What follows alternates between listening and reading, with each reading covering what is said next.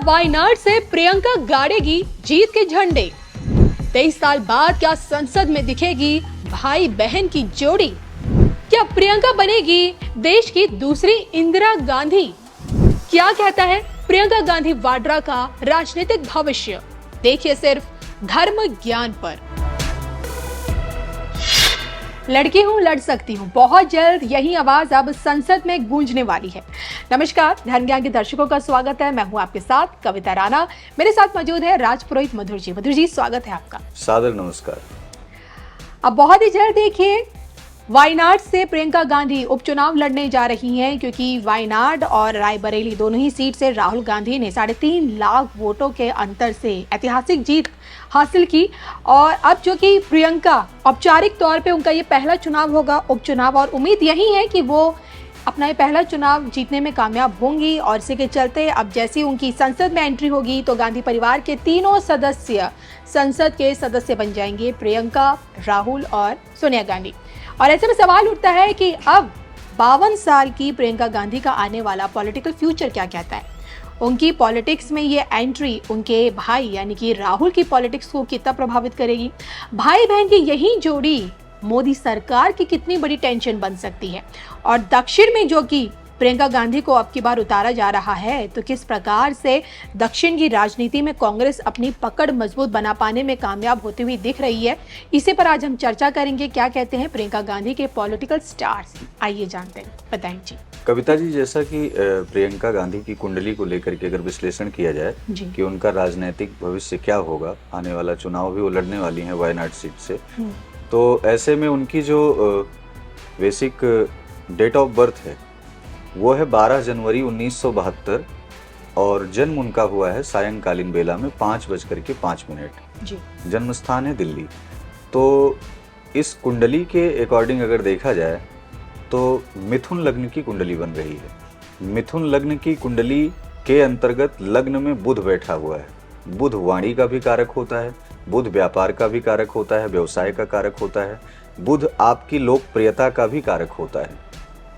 अभी उनकी कुंडली के अनुसार यदि देखा जाए तो लग्नेश बुध जो है वो सप्तम भाव पर दृष्टि डाल रहे हैं, और सप्तम भाव की दृष्टि बुध की जो पड़ रही है उससे इनके राजनीतिक कैरियर में कहीं ना कहीं उत्थान होता हुआ दिखाई पड़ रहा है।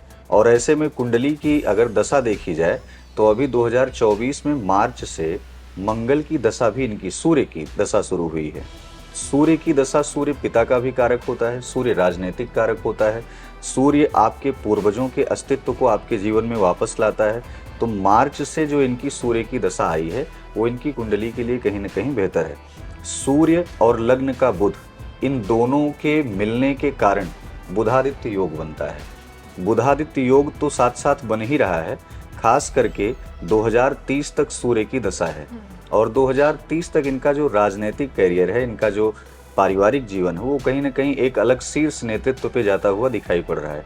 हालांकि सूर्य की दशा में थोड़ा स्वास्थ्य भी इनका प्रभावित होगा, लेकिन राजनीतिक कैरियर के दृष्टिकोण से देखा जाए तो सूर्य की दशा इनके लिए काफ़ी हितकर साबित होगी, जिसके अंतर्गत ये चुनाव वायनाड से जो लड़ना चाह रही हैं वहाँ से इनको कहीं ना कहीं एक सदस्य के तौर पर कांग्रेस पार्टी उतार रही है कि आप जो है चुनाव जीत करके आएँ। तो इस दशा में, सूर्य की दशा में कहीं ना कहीं सूर्य प्रबल दिखाई पड़ रहा है, जो कि संसद की सीटों तक इनको ले जाएगा। 52 वर्ष की आयु में राजनीतिक कैरियर इनके परिवार का जो भी रहा है, उस पारिवारिक आशीर्वाद को ले लीजिए या फिर कह लीजिए कि पारिवारिक जो कृपा पुंज इनका रहा हो, वो कहीं ना कहीं इनके जीवन में आता हुआ दिखाई पड़ रहा है। अब ऐसे में 2030 के बाद जब चंद्रमा की दशा इनके जीवन में आएगी तो चंद्रमा की दशा कहीं ना कहीं शारीरिक, मानसिक तमाम प्रकार से उलटफेर तो करेगी ही, लेकिन राजनीतिक विषयों पर भी कहीं ना कहीं बहुत ज़्यादा प्रकाश डालेगी। अभी का जो करंट सिचुएशन है कुंडली की, सूर्य के आने से, सूर्य की महादशा होने से, बुध लग्नेश होने से, बुधादित्य योग जो निर्माण हो रहा है, उसका कहीं ना कहीं राजनीतिक दृष्टिकोण से एक प्रबल, कहीं ना कहीं उसका जो परिणाम है वो बहुत ज़्यादा प्रबलता की तरफ दिखाई पड़ रहा है। तो ऐसे में वो व्यक्ति संसद की सीटों तक आ सकता है। जी, अगर देखा जाए तो 19 साल की उम्र में 1991 से ही प्रियंका गांधी बैकडोर से अपनी फैमिली को पॉलिटिकल तौर पर सपोर्ट करते आई है। कई दफ़ा उन्हें रायबरेली में, अमेठी में चुनाव प्रचार करते हुए देखा अपनी मां के साथ। फिर आप देखिए 1991 से लेकर अब तक जो दौर है, कहा जाता है कि सोनिया गांधी नहीं चाहती थी पॉलिटिक्स में राजीव गांधी की डेथ के बाद, लेकिन प्रियंका गांधी थी जिन्होंने अपनी मां को समझाया और पॉलिटिक्स में आने का उनका कारण बनी। फिर राहुल को भी पॉलिटिक्स में आने के पीछे प्रियंका का नाम लिया जाता है।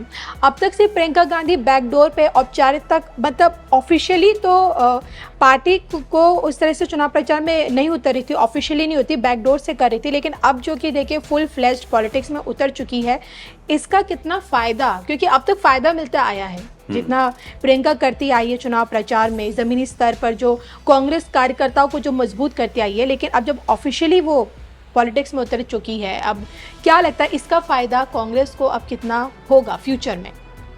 कविता जी, ग्रहों की स्थिति माने तो प्रियंका गांधी की कुंडली में ग्रहों की स्थिति बहुत मजबूत दृष्टिकोण बना रही है। राहुल गांधी और प्रियंका गांधी की कुंडली को यदि मैच किया जाए, उसका मिलान किया जाए, तो प्रियंका गांधी की कुंडली के कारण ही कांग्रेस का अस्तित्व अब ऊपर उड़ रहा है धीरे धीरे। तो ऐसी परिस्थिति में 2030 तक जो कांग्रेस का अस्तित्व होगा, वो कहीं ना कहीं विपक्षी तौर पर प्रियंका गांधी के नेतृत्व में वो चीजें बढ़ती हुई दिखाई पड़ रही हैं।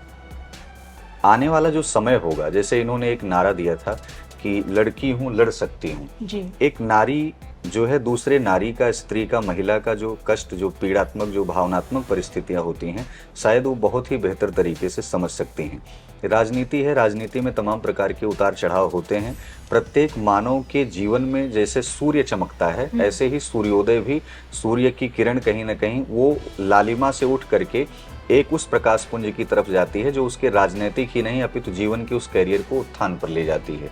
तो प्रियंका गांधी का वो समय अब आ चुका है और कह सकते हैं कि राजनीति में जो उन्होंने प्रवेश किया, वो राजनीतिक प्रवेश उनके लिए कहीं ना कहीं वो बहुत ज़्यादा फलदायी साबित होगा।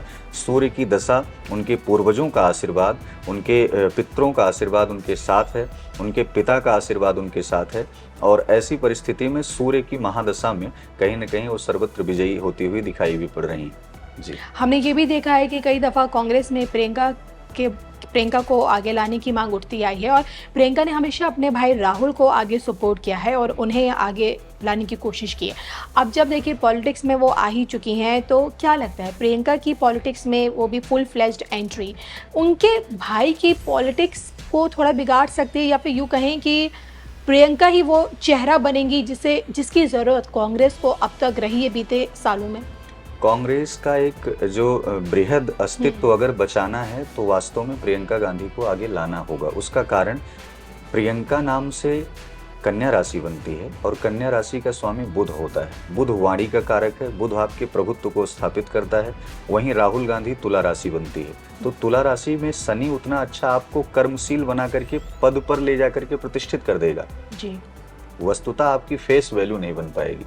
यदि कांग्रेस के अस्तित्व को बचाना है और कांग्रेस को फिर से शीर्ष नेतृत्व पे ले जाना है, तो प्रियंका गांधी को आगे लेकर के आना होगा।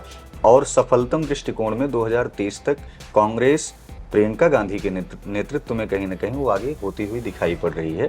उसका कारण ये भी है कि एक स्त्री, एक महिला का कहीं ना कहीं प्रभाव, दूसरी स्त्रियों के साथ, महिलाओं के साथ, माताओं के साथ संवेदनाओं का जुड़ना, भावनात्मक परिस्थितियों से कनेक्ट होना, वो प्रियंका गांधी में एक विलक्षण अद्भुत शक्ति है जो कि कहीं ना कहीं समाज में वो स्थापित होगी। इंदिरा गांधी का चेहरा प्रियंका में ढूंढा जाता है। आपसे बस लास्ट सवाल मैं आपसे जानना चाहूँगी, क्या लगता है आपको कि कांग्रेस का भविष्य में, कांग्रेस में से प्रियंका गांधी प्रधानमंत्री उम्मीदवार के तौर पर हमें देखने को मिलेंगी?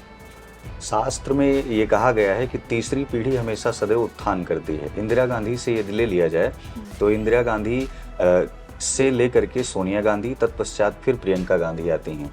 तो जो उस समय सितारा था, उस समय के सितारे का गर्दिश में होना, यानी लगातार कांग्रेस कहीं ना कहीं डाउन होती आई और आज ऐसी परिस्थिति आ गई थी कि कांग्रेस बिल्कुल सामान्य, जीरो हो चुकी थी।